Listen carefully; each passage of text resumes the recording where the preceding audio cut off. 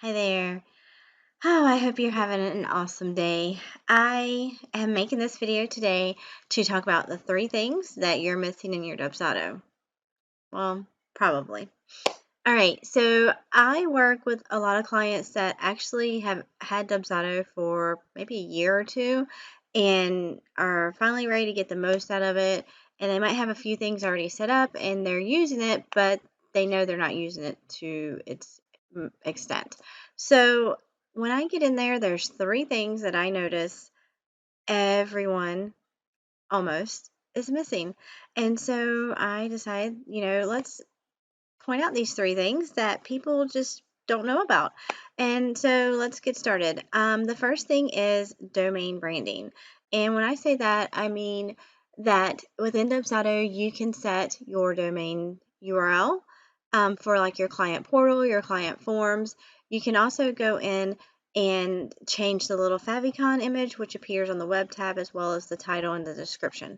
So why not customize it to you? Why should everyone see Dubsado's name and logo for forms that are coming from you?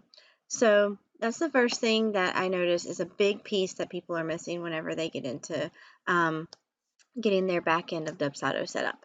So the second item is number two, email templates.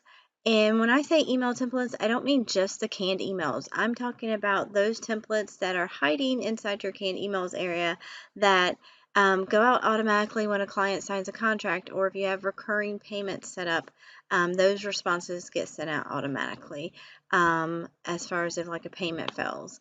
You'll also notice whenever you open an invoice and you click the send button, an email pops up that's already typed up, but it's not anything that you've created, and you're not really sure where to even update those. Those are living inside of your canned emails area, which I'll show you in just a second. All right, the final piece, number three, is forms font customization. And a lot of people love to make their forms branded to their font, which is something you should definitely consider doing. That way it's consistent across everything that your clients receive from you. But they don't really know how to customize the questions area. So you can get all the text boxes easily customized, but the actual question fields don't get customized, and they're a totally different font, or maybe they're a little bit small and they need to be a little bit bigger. So that's something else that people are missing. So I'm going to hop into Dubsado and share my screen with you, and we can go over those pieces within Dubsado. All right, so we are here on the Dubsado dashboard, and the first one we talked about was customizing your domain. And so to do that, we are going to go over here to the little settings cogwheel and click that, and you'll notice it's already on the branding settings area. You'll scroll down here to the one labeled domain names. And once we get here, you'll notice that it tells you can personalize your domain name for your brand. And here's what you can do with this. You can customize URL mapping, which basically you'll have to go into your domain host website and set this up. It is super easy. You can get it done in like 5 minutes. We'll go through that in just a second. I'll log into my own and show you where to do that. The second piece is your page title. Your page title is what appears up here. If you look where my cursor is up here, where it says Dubsado, welcome home, that's your page title. And so you should put your name of your company, or maybe a description, a short little couple words that maybe you use to describe your company. Up to you. What you want to put there, but that way whenever people open a tab, that's what it says up there. And then also you notice you can add this favicon image right here. You just upload. It needs to be a certain size and in a certain format. But they do give you a helpful little link to create those. And I love to use Canva to create any graphics. So anyway, you probably already have one from your website, so you just save it and then upload it here. That makes it pretty easy, but that will change this little image to your actual image. So this, like the point of this is whenever someone opens your forms, it's still you. They don't realize they're going to another website or anything like that. They will recognize it as being you. And so that's important, just keeping everything consistent with your brand. So the next piece is your description.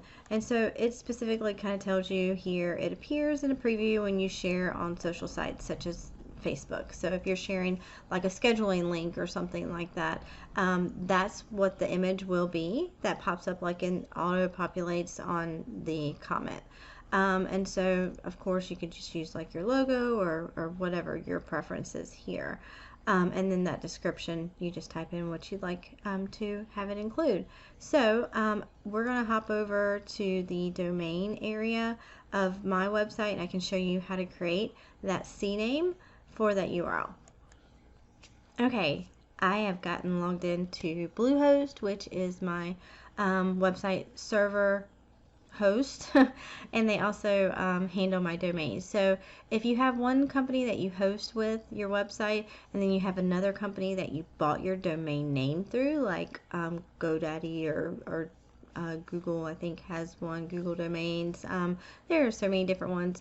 That's where you need to go to, is whoever you bought your domain from, because they will handle your DNS manager, which is where we need to be. So once you get into DNS Manager, you'll see these are all a variety of records, and we want to go to the one that says CNAME. And so it depends on your domain host as well.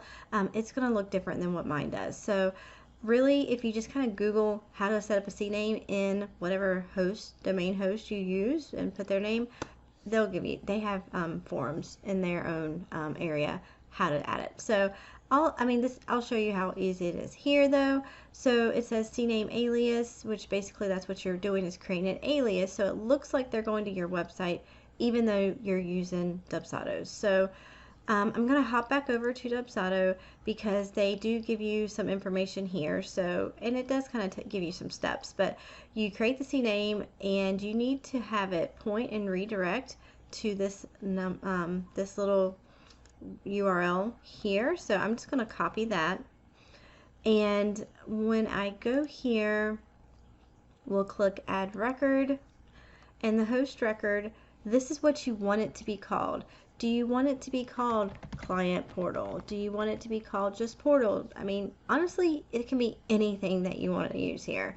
Type in those in one, without a space is what I want to say. So just in one line, without a space between any of the words, one piece. Just think of it as a website, because that's where this is going to be populating as a URL. So once you get that decided and what you want to call it, you're going to paste that ssl.dubsado.com, and then this isn't really applicable. Just use it. 4 hours is fine. I don't think they have a suggestion here either. So anyway, we'll just leave it like that. We will click save. And I've actually already got one in here, so it's not going to let me save it. But anyway, but once you get it put in, you'll save it. And so it will be in the system. And what you'll do then is hop back over here, and your domain is now going to be client, portal dot whatever your website is .com. Okay, and so since I already had it set up because of my actual Dubsado account, I'm going to click verify, and now you'll see it does take some time. Like once you set it up, you might have to wait 24 hours because it does take a little bit of time for the website pieces to all recognize it. But once you get a little bit of time, click verify, and you should have that little green box pop up, and you're set and ready to go. So whenever someone opens my forms, it'll show this URL instead of hello.dubsado.com. So that's a handy piece to have. And then again, like I said, don't think you did it wrong if you try it and it doesn't work the first time. You might need to give it a little bit of time and let the websites, the web world notice that it's been updated. So all right, I'm going to hop over to the next piece, which was email templates. So let's go over here, and I'll go ahead and exit out of this tab. All right, so we are here on the canned email section, which you'll see those email templates that you see populating are not anywhere in the emails that Dubsado gives you for templates. So they are actually hiding up here under this little button, drop down menu where it says edit templates. And so you'll click on that and you'll see quite a few emails that you can edit here. And the main thing that I want to point out is contract completed. That's the big one that every client that you sign a new contract with gets this email. And I've actually already updated this one, but it will come out and it will actually say like, hey, client first and last name, which we don't typically refer to our clients by their first and last name in an email. And just basically, here's your contract you sign and the link. It doesn't have any closing pieces, no email signature, anything. And so that's how it is. And unless you update it, that's what your clients are receiving, and you probably don't even realize it. So you can edit that and, of course, click save once you get done, and it will update all of your contracts that get signed to that email. So you can't make it like specific for each type of contract that gets signed. It has to be general.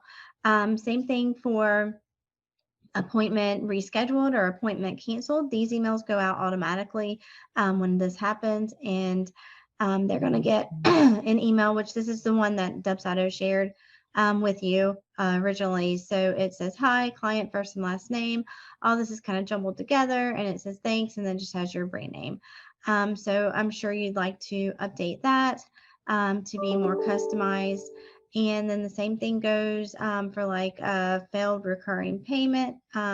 That would be automatically generated if you had a recurrent payment set up and it failed. So anyways, you want to go into each of these and edit them because like I said, some of these are sent out automatically without you even sharing them. And then quite a few of them like send invoice and contract. These will be what opens automatically whenever you go to send any invoice or send any form.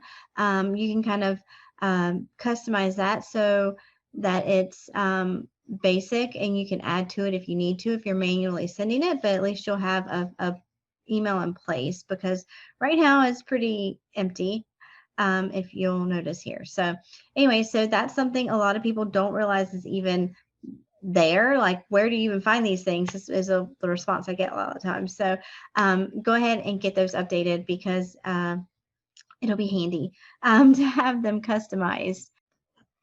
All right, so the final piece that we have is customizing our forms. And I'm sure that you are like, Linda, I know that I can customize my form fonts.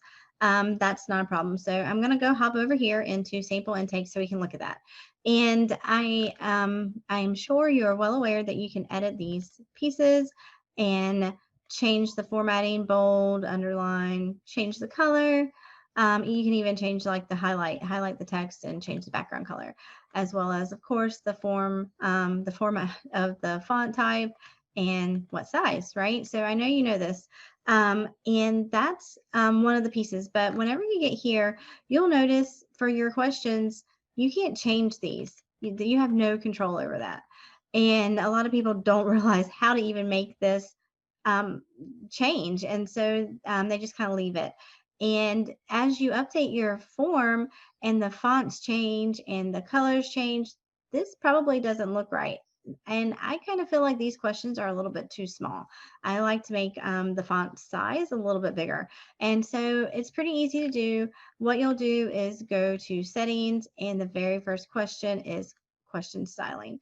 And so the default font is what we're going to change to whatever you want to keep it on your brand is really what you should be picking. So you'll pick your brand font, and the size, like I said, I like to make it around 14, 16, around there, to make them a little bit bigger and easier to read. And then you'll change the color. Now, this can be any color you want. It doesn't have to be black. It can be gray, or it can be like a brand color. That is up to you. I'm just going to make it my nice bright aqua blue.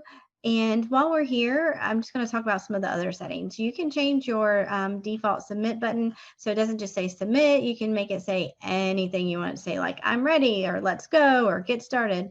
Anything you want it to say, you can put that text in here and it will update it. And then the final piece of editing a form that a lot of people don't realize they can do is your completion alert. And what the completion alert is once that client submits that form, a box will pop up. And in that box, it shows a little header piece that's in bold, like, yay, and thanks for completing your contract, or something like that. If you go into a form and complete it as a client, you'll get a better idea of what they're seeing on their end after they submit your forms. And then that can kind of help guide you into what you actually wanted to say, because it probably doesn't sound like you whenever it's coming from the default that Dubsado already has set up. So you probably want to go in, customize that. And like I said, you'll have a header text and then you'll have a body text that you want to add in here. And that will have to be done for each and every form. Every single form that you do, which can either be, a questionnaire, a proposal, a contract, your lead capture form, all of these things have to be edited on the settings tab individually. So we'll hop back over to the form and you can see now my questions are bigger in a different color. And so, and of course, a different font as well. This applies to the free response, the short answer, the drop down, the check boxes, the date select. It'll change that text for each of those. And you notice it doesn't change like the font in my text boxes. It only applies to the questions. All right, so now you've got your form where it's more on brand, it's more all flowing together and it looks better. So that's a piece that a lot of people miss and when they're updating their forms. And you can do so much more with forms, but this is just kind of like a general walkthrough. Once you get done, make sure you click save and you're good to go. So those were the 3 things that you're probably missing in your Dubsado that would be really good to have in place. I hope you found this video super helpful. If you did, go ahead and like that button below. And if you'd like to get more helpful tips and tricks from me, subscribe to this channel and you'll get some notifications in the future. So that's it for today. Thanks for joining me.